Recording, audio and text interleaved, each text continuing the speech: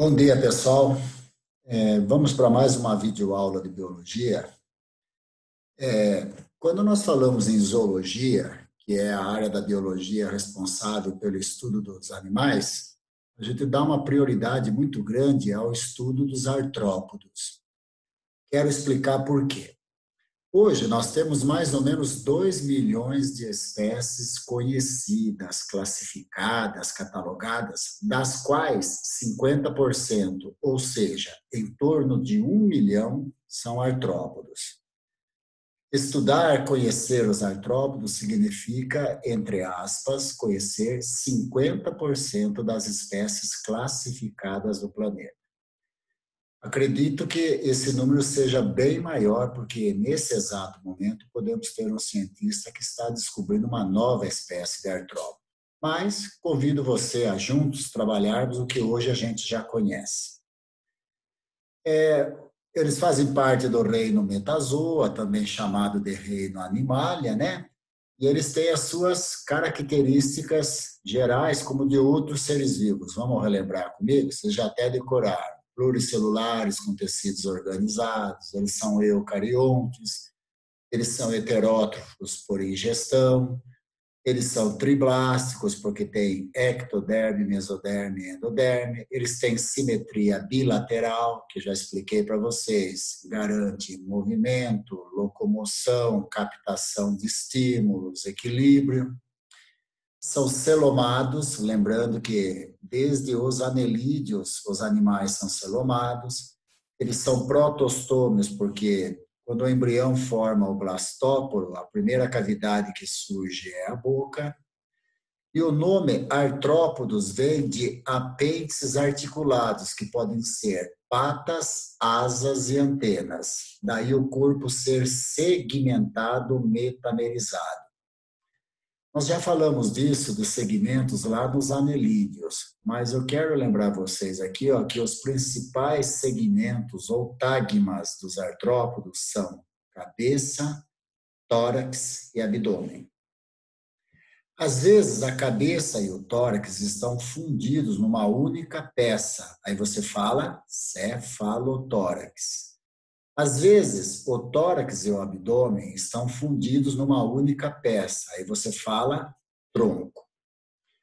Uma característica interessante dos artrópodos, além do corpo segmentado, que significa artrópodo, é o fato deles terem um exoesqueleto, um esqueleto externo feito de quitina.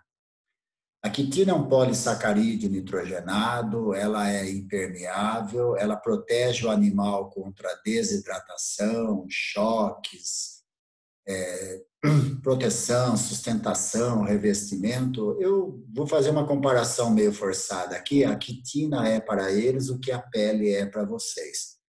Só que ela limita o crescimento do animal, então ele tem que trocar de esqueleto periodicamente, sofrendo as mudas ou equidizes. Por isso que o seu crescimento é em etapas. Por isso que eles apresentam também um fenômeno chamado metamorfose. Tudo bem? Esse gráfico, que tem uma frequência marcante no Enem, nos vestibulares, ele mostra a curva de crescimento de um animal no decorrer do tempo. Um animal que não seja artrópodo, vejam, ele tem um crescimento, uma curva contínua aqui representada pela linha tracejada A. Ele nasce, cresce, desenvolve, reproduz, envelhece, morre. No caso do artrópodo, que é o tema da nossa aula, veja que o crescimento é em etapas. Aqui, onde esse parâmetro está na horizontal, ele está sofrendo a muda ou equidise, ele está trocando de exoesqueleto, enquanto que na linha crescente contínua, ele está crescendo.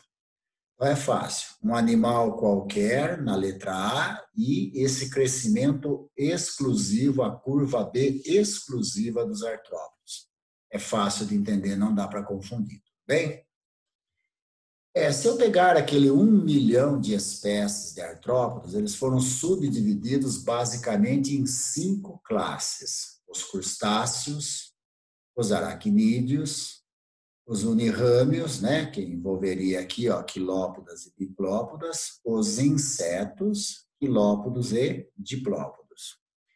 Eu preparei esse quadro aqui para vocês justamente para mostrar como é que as características estão presentes e subdivididas nessas 5 classes. Olha elas aqui em cima, ó, insetos, crustáceos, aracnídeos, quilópoda e diplópoda. Vamos aqui embaixo, juntos, vamos olhar aqui, ó. Quando eu estiver falando de um inseto, você vai lembrar de uma barata, de uma pulga, de uma abelha.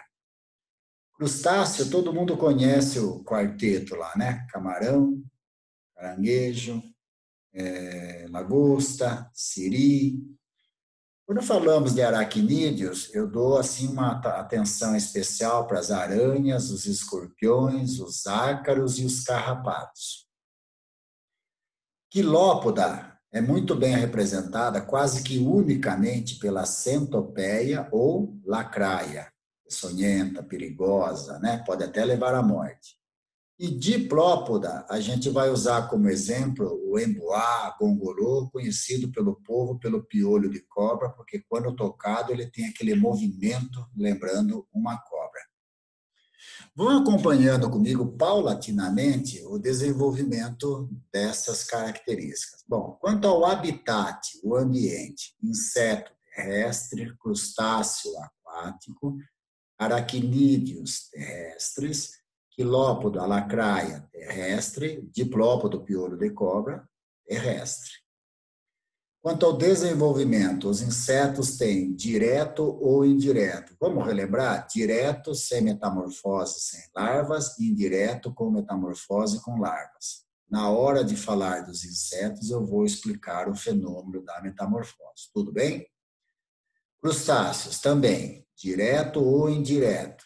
Aracnídeos, direto. Todos eles, só os carrapatos que podem apresentar algumas formas de larvinhas lá que a gente chama de miquim, né?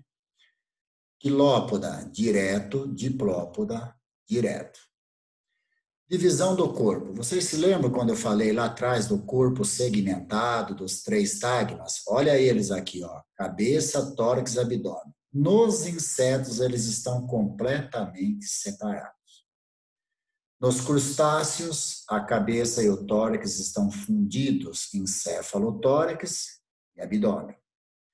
Nos aracnídeos, mesma coisa, cabeça e tórax fundidos numa única peça, céfalo-tórax mais abdômen.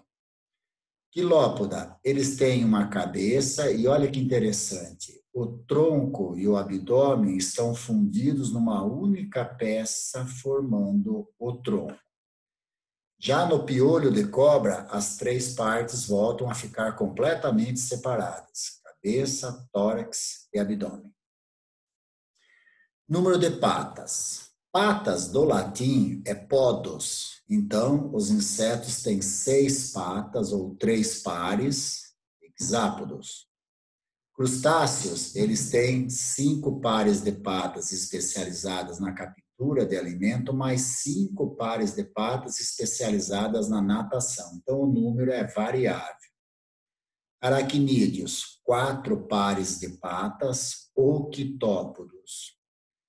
Bom, uma lacraia, ela pode ter diferentes tamanhos. Então, a única coisa que nós podemos afirmar é que ela tem um par de patas em cada anel, em cada divisão do corpo.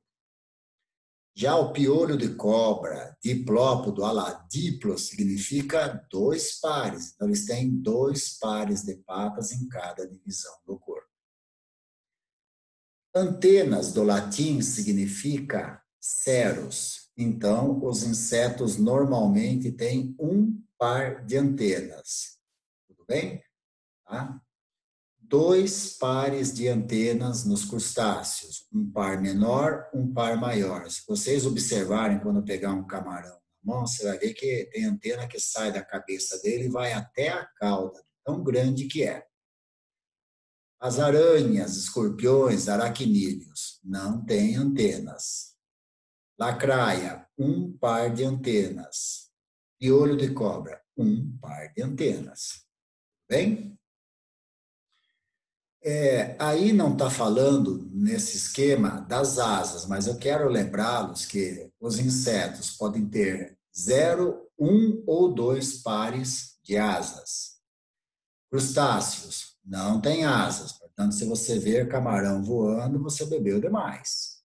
Aranhas não têm, aracnídeos não têm asas. Lacraia não tem asas, o piolho de cobra não tem asas. Portanto, os únicos animais alados com asas são os insetos no grupo dos artrópodes.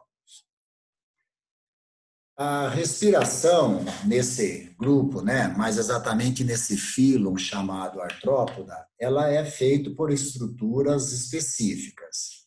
Nos insetos, ela é feita por traqueias, lembrando que a traqueia não precisa da circulação, as células entram em contato direto com o ar, portanto, ele não terá falta de oxigênio para respirar. Lembre-se, a respiração traqueal é uma das adaptações da conquista dos insetos no meio terrestre. Podem voar de um lado para o outro sem sentir cansaço, cãibras, dores, mal-estar e coisas do gênero. Nos crustáceos, nós já temos as brânquias, né? Nos aracnídeos, nós temos uma espécie de uma superfície altamente vascularizada e as traqueias, daí o nome filotraqueal, que já é considerada como pseudopulmonar.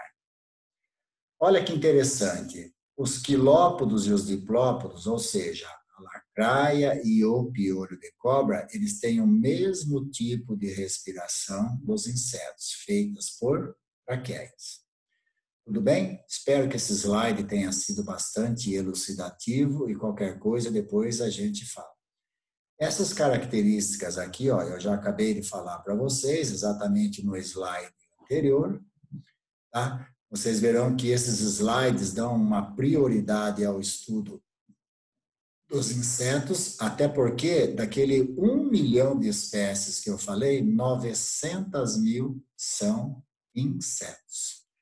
Tá? Aqui as características que eu já tinha explicado para vocês. Esse gráfico é fantástico, tem uma frequência muito grande nos vestibulares. Tome cuidado com ele. Aqui está mostrando exatamente a muda ou equidise, onde o animal abandona o esqueleto velho e produz um novo. Aqui, os 5 grupos representantes, né? Aqui quando você vê miriápodos, ele está falando quilópodos mais diprópodos, tá? Aqui, ó, slides mostrando exemplos de cada um deles, tá bom? Ó, olha que interessante aqui, ó, o nosso querido aqui caranguejo macho, gordinho, e a fêmea estreitinha, tá vendo? Dá para ver na mão, a olho vivo. Aqui o límulos, que é muito raro, difícil de encontrar, mas aparece. Aqui nós temos as aranhas e os escorpiões, representando os aracnídeos, né? Vou aproveitar esse slide aqui para mostrar duas coisinhas. As aranhas, elas têm esse parzinho de estruturas aqui inoculadoras de veneno, por isso que elas são peçonhentas, que são chamadas de quelíceras. A glândula de veneno dela fica aqui, ó, na região da cabeça. Portanto, fique de olho somente nesses 2 espinhinhos aqui. O resto da aranha não faz nada. No caso do escorpião, ele tem o seu ferrão aqui na cauda e a glândula de veneno fica exatamente aqui, ó, ao lado desse espinhão chamado telson ou agulhão. Eu não desejo que você faça isso, mas se eu cortasse esse pedacinho aqui, ó, da cauda do escorpião, também chamado de opistossoma, ele não poderia fazer absolutamente nada. Se eu arrancasse essas 2 quelíceras de uma aranha, eu poderia carregá-la na mão, até dormir com ela se eu quisesse. Tudo bem? Portanto, cuidado com eles. Aqui mostrando os ocelos, que são óleos primitivos, né? Eles ficam aqui normalmente no cefalotórax do animal, número de 6 a 8. Aqui os palpos ou garras desses animais. Aqui você já está vendo aí, ó, um ácaro, né? Pode ser um carrapato também. E as estruturas que eu falei aqui, ó, tá? Os escorpiões aqui, ó, muito importantes. Aranha de novo. Bom, eu quero falar mais especificamente sobre os insetos, porque eu disse, 90% das espécies de artrópodos são insetos. Olha lá, as baratas, as abelhas, os piolhos, os mosquitos.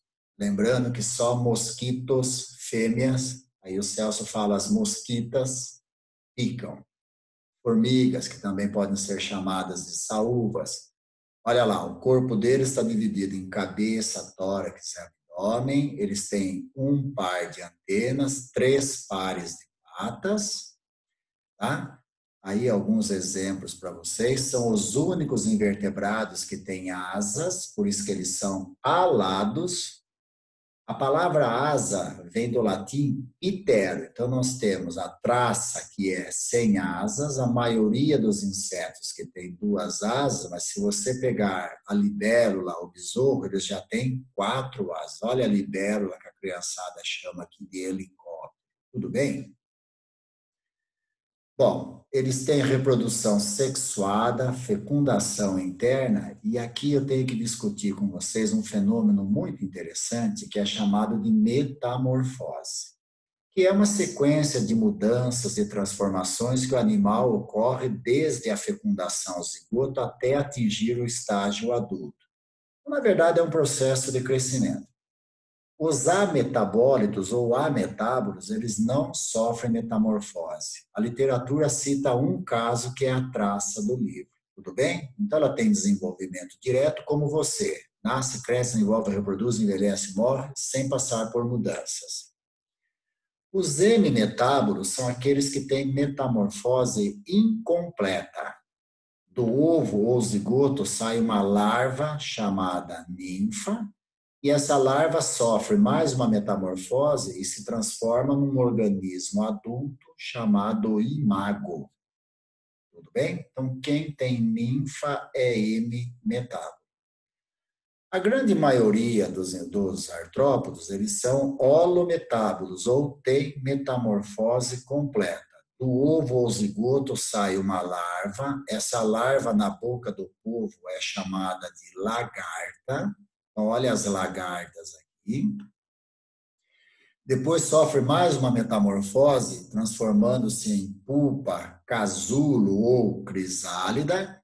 E aí atinge o estágio adulto, que já é a imagem do animal, daí o nome imago. Aqui do lado esquerdo, você olha exatamente um hemimetábolo muito bem representado pelo gafanhoto. E aqui do lado direito, eu poderia usar a borboleta, a mariposa, holometábolo. Tudo bem, gente? Fácil, né? Hoje, olha aqui, ó, a saia, né? Começa aqui no estágio aqui, ó, de pupa, depois vai saindo. Aqui, olha, já está abandonando o casulo e aqui uma bela de uma borboleta. Aqui também poderia ser uma outra espécie que é a mariposa. Eu preparei esse slide aqui para vocês, primeiro pela beleza, porque eu sou apaixonado pela cor laranja, mas aqui, ó, ele está falando dos miriápodos. Se você pegar essa palavra do latim, seria 1000 patas, mas cuidado que não é tudo isso. Os quilópodos, muito bem representados aqui, ó, pela lacraia. Nós temos diferentes espécies de lacraia, mas se vocês entrarem no YouTube, vocês clicam lá, Escolopendra gigantea, é uma lacraia que mede o tamanho da sua mão, mais ou menos uns 20 centímetros. Essa lacraia pica e mata uma cobra, por exemplo. Tem vídeo no YouTube mostrando isso. Procurem. Se é uma lacraia, ela é um quilópodo, ela tem um par de patas por segmento do corpo, são venenosos, além de venenosos, são peçonhentos porque injetam veneno, tem movimentos rápidos, cuidado que elas têm aqui, ó, na ponta, na cabeça, aqui, ó, um parzinho de ferrão chamado forcípulas. Elas têm antenas desenvolvidas, né? São carnívoras, portanto, cuidado com elas. Eu costumo contar uma história aqui que a minha mãe, quando era moça, ela foi picada por uma lacraia. E ela ficou 24 horas dentro do hospital hospital, tomando soro e analgésicos e, segundo ela me disse, uma dor de cabeça insuportável. Eu perguntei para um médico se uma criança levar uma picada e num prazo de 20 minutos ela não tomar o soro, essa criança morre. Então, cuidado com esse bicho. Do lado de cá, você já nota ele, o piolho de cobra, embuá, gongolô. Ele tem 2 pares de patas por segmento. Não são venenosos, muito menos peçonhentos. Por serem lentos, eles fazem esse movimento de curvatura tentando imitar uma cobra, daí o nome piolho de cobra. Suas antenas são curtas, eles são herbívoros, portanto, não precisa ter medo deles. Curiosamente, os africanos fritam e comem piolhos de cobra. São altamente proteicos. Se você quiser experimentar, está feito o convite. Aqui de novo, né? Do lado esquerdo a lacraia, do lado direito o piolho de cobra. Olha a segmentação do corpo, pessoal. Olha aqui, ó, osso, né? Aqui um par de patas, aqui olha quantas patas eles têm, tá? Bom, o sistema digestório, obviamente, dos insetos é completo, com peças bucais, com ferrão, com trompas, por isso que eles vêm ferrar e sugar o nosso sangue. Os aracnídeos, olha lá, com boca, chegando até no ânus. Depois vocês podem observar essas legendas. Eu falei lá atrás que eles têm vários tipos de respiração, né? Traqueal nos terrestres, aqui, ó, branquial nos aquáticos. Lembrando que as aranhas têm as filotraqueias. Os insetos têm um sistema circulatório aberto, lacunar, como o dos moluscos. O sangue deles é pobre em pigmento respiratório, não tem hemoglobina, por isso que o sangue deles é chamado hemolinfa. E por que o sangue é pobre em pigmentos respiratórios? Justamente porque eles têm as traqueias, o ar entra e sai direto do corpo pelas traqueias. Tudo bem? Eu costumo dizer para os alunos que imagine se os humanos tivessem respiração traqueal e asas. Que humano seria esse, hein? Aqui, ó, os exemplos, né? Excreção. Excretar significa eliminar os resíduos do organismo. Nos insetos, quilópodos e diplópodos, é feito por túbulos de Malpighi.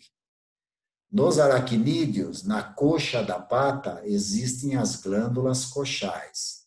Nos crustáceos, na base das antenas, existem as glândulas antenais, também chamadas de glândulas verdes, tá? Bom, comigo aqui.